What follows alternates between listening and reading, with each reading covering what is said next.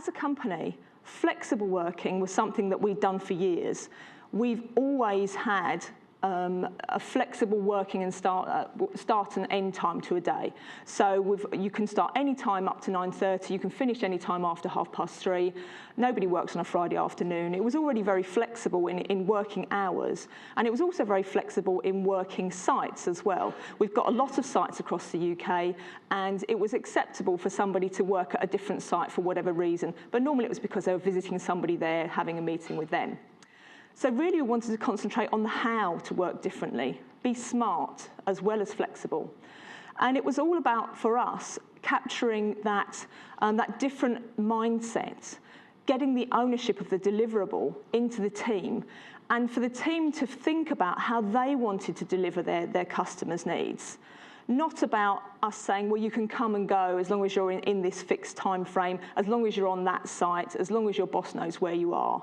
It's about getting that change in mindset in the team to help them to take ownership of their deliverables. So what do? We set up the new office in a completely different way. We categorised everybody who was going to be working at the new office into various groups. An example of that is someone who is an anchor, somebody who needed to be at the office for lots of different reasons. They had to work there, that was going to be their base. So we wanted to make sure that we gave them a permanent desk, somewhere they could set up and work from. But people like myself and other senior leaders, other more flexible resources, we were connectors. We didn't need to have a desk. I don't have a desk anywhere in the UK. I can go and work wherever I like, as suits my working practices, as suits who I need to be seeing and what I need to be doing. So the office dynamic and the office structure changed dramatically. We had less fixed desks and more flexible working areas, as you see illustrated there. So it's much easier to turn up to a site, have a meeting with 4 other people. You can just go and sit at a table, get a coffee, have a meeting. It's much more dynamic. It's a much happier, more relaxed way to work. It creates a different mindset. And we also created team charters, because there will always be the element of the business, especially we're an engineering company, so engineers like to know their parameters, like to know what's expected of them. So we created team charters. It allowed each of our teams, made up of different functions, different people, to create their own agreement between themselves of how they were going to work. And two of the elements up there, communication and effective meetings. How were they going to communicate? How were they going to meet? And get that agreement between themselves. They only need to do it once. They all got together and agreed how they were going to work. So I want to talk a bit more about the technologies. What enables this way of working from a technology perspective? Now, everyone in this room, if you have Microsoft Office, you can be doing this now. Microsoft Communicator and Live Meeting would be available to you now. Communicator is a very basic but useful tool. You can see at the top there, you can just message somebody instantly. You don't have great big reams of emails in your inbox where people have just emailed you to say, hi, can I call you? Another email in the inbox, 5 million emails. It allows you to join all of your team members up in one conversation very easily. Everyone from your business, from your team, can just message each other, and you can see there with the dots if somebody is available or unavailable. If in their meeting calendar, if they are in a meeting, it will show them as red. If they are not in a meeting, it will show them as green. If they've had a lack of activity for 10 minutes, if they've nipped to the loo, it will show as amber, it will show as away. So you know straight away what that person's doing. And you can also put a block on there. You can put a little do not disturb on there if you don't want to be a communicator window to pop up. So that's something you can use internally in your business, within your teams. You've also got stuff very well understood, stuff like WebEx, where you can do a similar sort of thing outside your company. Something else we did was set up Follow Me printing. Now, again, it's one of those things. It's really basic, and you think it seems like a lot of investment just for printing, but actually, what this meant was that in any of our offices, we have one print queue. you can send your document to that same print queue wherever you are working across the UK, and then you can just walk to your nearest printer in an office, tap your ID badge, and it will print out your printout. Now, not only is that time saved in having to worry about how do I get the driver on my machine for this site that I don't normally work out? Can I persuade somebody who works at the site to print it out for me and then not to pick it up or not to read it because it's confidential? You also know that you're not going to send it somewhere that you're working last week that you've still got set up and you've forgotten, which is really embarrassing. I've done lots of times.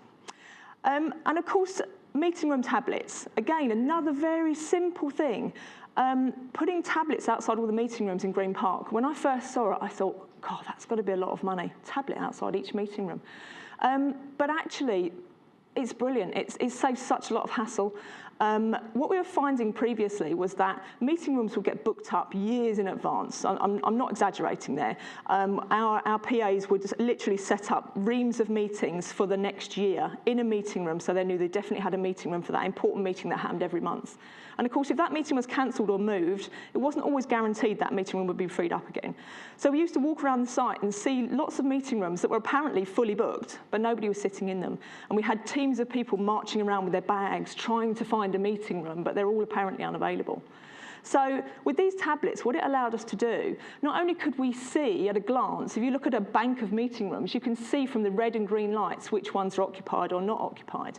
And if you have a meeting room booked, if you don't check in on the tablet within the first 10 minutes, it cancels your meeting and it frees the room up instantly. So then someone else can get into that room. They can see the room is free, they can go up to the pad, they can look at the list of who's up next, who's booked it for the day, and they can just press, I want a quick meeting, there's 3 of us, ping, you're done, and you're in the room for an hour, whatever it might be. That's been amazingly useful for us. Simple thing, but incredibly flexible. Of course, backing all this up as a secure technology company, one of the reasons why we couldn't do a lot of this stuff in the past, a lot more flexible working, was because of the insecurities of our document management and managing our data. It's absolutely critical to us. We work on secret programs. We cannot have information getting into the wrong hands. So we've had to reinforce it with document management systems and secure third-party access. But with the new ways the cloud has come on, the security you can get in the cloud these days, this has been a real enabler for us. And then coming up shortly, our next thing is to get Cisco Jabber. So Jabber is for us is going to be like Communicator Deluxe. It will be a way that we can actually see each other as well, face to face, which if you're working from home in your pajamas, not necessarily a great thing, but you know, just get dressed up to there, be fine. And the great thing is that human interaction does like face-to-face, exactly as Ian said. If you can't see your team, there's something a little bit that makes you feel a little bit uncomfortable. What are they doing? I can't really look them in the eye. So, of course, this really helps that. It helps that human interaction.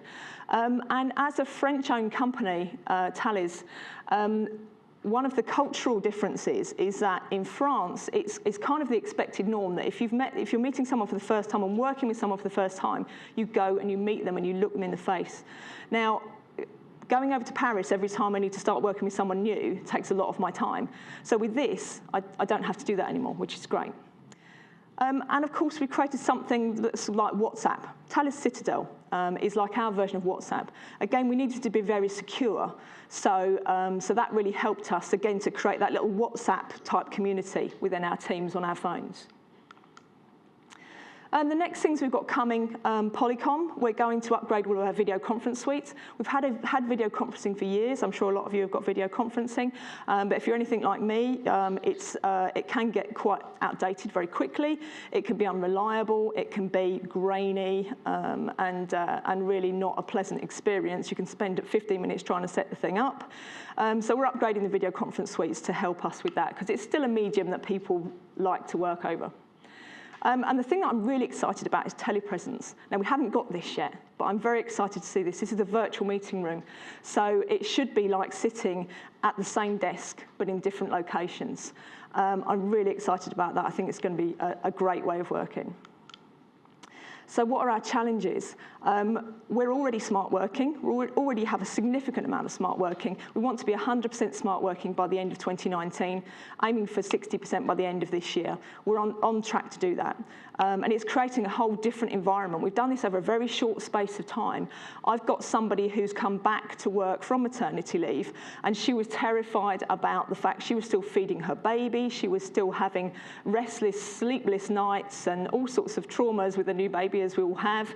And she really said to me, I'm not sure if I can come back yet because I can't be in the office. I don't know when I can be in the office. And I didn't realise how much we'd changed in that time, because I said to her, you know, you've been off for a year, but since then, we work smart now. And it didn't even occur to me that this was something that had happened that quickly, but it really has, and people have just fallen straight into it. And I think she was just delighted, because she has come back full-time to us, and she's completely effective from day one, but she is able to fit in with her work-life balance, as is one of my other team members who has a poorly husband at home. She doesn't know, exactly like Ian's wife, doesn't know when she needs to be in and out of the office. She's absolutely fine. And in fact, Caroline actually lost her voice a couple of weeks ago and still worked for the week, because she was feeling fine in herself, but she just couldn't talk. And for that week, we had meetings over Communicator and conference call. So the team would all talk and she would type.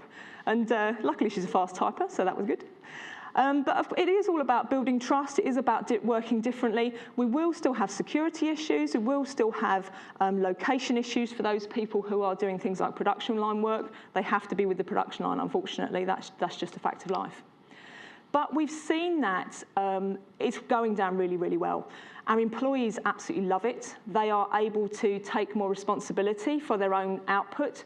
They're able to work like a college project team. You remember back at college, back at university, when you were delivering something as a team, there was that dynamic, let's all pull together kind of feeling. We've got that now. We don't have that kind of, oh God, I've got to go to work, and oh, I can't wait till I finish. Now we've got the team really working together and pulling together towards a shared goal. And of course, as previous speakers have said, the diversity potential here is huge. We are finding that we're working towards not having to advertise a job as based at a certain site. Can you imagine that? We don't have to put a location on a job. We don't have to put the number of hours that job is required to work. We can just say, these are the expected behaviours and deliverables of that job, and the rest is up to you. So, what have been the output for us so far? We really have seen a reduction in cost, genuine reduction in cost. At this point, we're looking at 10% saving on this time last year, and you could see how much we were spending, so significant amount of money. One of the best things I like is that I can now make meetings with senior leaders fairly flexibly. I don't have to worry too much about people's diaries as much as I used to. It used to be, if I wanted to go and see the operations director at Glasgow, I would be on a plane, I'd get to Glasgow, I would make sure I arranged to see everybody else who worked in Glasgow that day, so that I could be there one day and come back again on the plane. Lots of time, lots of hours spent travelling. And now I can have a 1-hour meeting with the ops director in Glasgow at 10 o'clock.